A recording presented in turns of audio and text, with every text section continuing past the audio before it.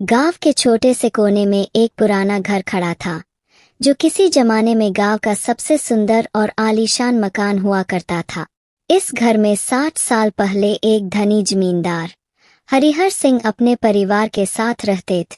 हरिहर का परिवार बड़ा था, पर उनके बड़े बेटे वीरेंद्र का इस घर में सबसे खास लगाव था। वीरेंद्र अपने पिता का लाडला था और गांव में लोगों के बीच उसका आदर भी काफी था। हरिहर का सपना था कि उनके बेटे उनकी विरासत को आगे बढ़ाए और इस घर को संजो कर रखे। लेकिन वीरेंद्र की सोच उनसे बिल्कुल अलग थी। उसका सपना था कि वह गांव से बाहर जाकर पढ़ाई करे और किसी बड़े शहर में नौकरी करे।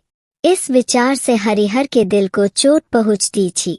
एक दिन जब वीरेंद्र ने अपने पिता से आखिरी बार शहर जाने की अनुमति मांगी, तो हरिहर ने गुस्से में उसे घर से निकाल दिए।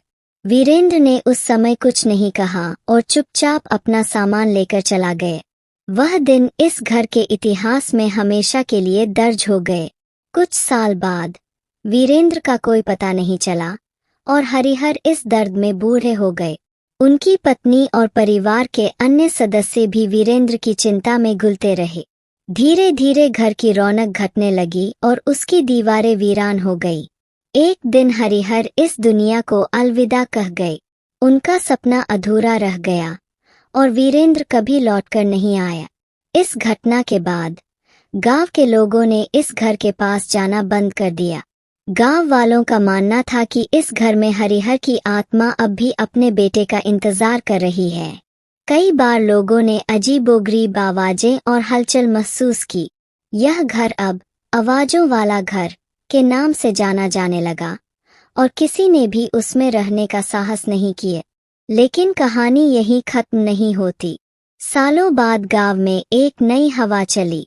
रमेश नाम का एक युवा लड़का जो शहर में पढ़ाई करके वापस लौटा था, उसने इस घर के बारे में सुना। उसे उस घर में कोई डर नहीं लगा, बल्कि उसमें एक जिज्ञासा जगी। उसे लगा कि यह सिर्फ एक अंधविश्वास है। उसने घर के बारे में जानकारी हासिल की और उस घर को खरीदने का मन बना लिया। गांव के लोगों ने उसे समझाया कि वह ऐसा न करे, पर रमेश नहीं माना। उसने घर खरीद लिया और उसमें रहने का निश्चय किया। पहले दिन जब रमेश घर में आया, तो उसने अपने आप को एक अनजाने एहसास में पाया।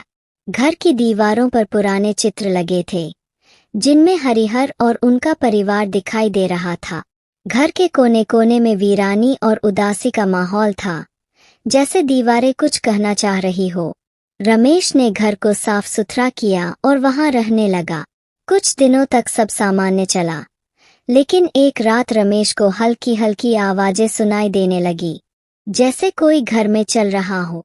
पहले उसने सोचा कि यह उसका वहम है, पर धीरे धीरे आवाजें तेज होने लगी। रमेश ने हिम्मत की और आवाजों का पीछा करने का फैसला किया। वह उन आवाजों के पीछे चलता चला गया और खुद को घर के एक बंद कमरे के सामने पाए। उसने देखा कि उस कमरे का दरवाजा जंग लगा होने के बावजूद थोड़ा थोड़ा खुला हुआ था। रमेश ने उस दरवाजे को खोला और अंदर का दृश्य देखकर हैरान रह गए। कमरे में पुराने दस्तावेज, वीरेंद्र की तस्वीरें और उनके हाथ से लिखे कुछ पत्र रखे थे। उन पत्रों में वीरेंद्र ने अपने पिता को लिखे हुए माफी के शब्द थे, जो शायद कभी भेजे नहीं गए। वीरेंद्र ने उन पत्रों में अपने पिता के सामने अपनी ख्वाहिशों का जिक्र किया था और साथ ही यह भी लिखा था कि वह एक दिन लौट कर आएगा।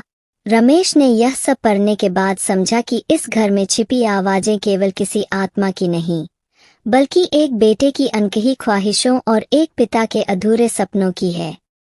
उसने वीरेंद्र के पत्रों को सहेजकर एक किताब में संजो दिया और अगले दिन गांव वालों को यह बात बताई। लोग दंग रह गए और सबको वीरेंद्र की उस पीड़ा का एहसास हुआ।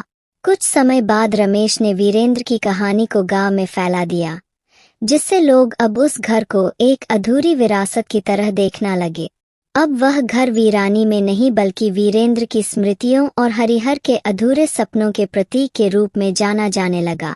इस प्रकार एक अनसुनी आवाज ने एक अधूरी कहानी को गांव के लोगों के सामने ला दिया और लोगों का नजरिया उस घर के प्रति हमेशा के लिए बदल गए।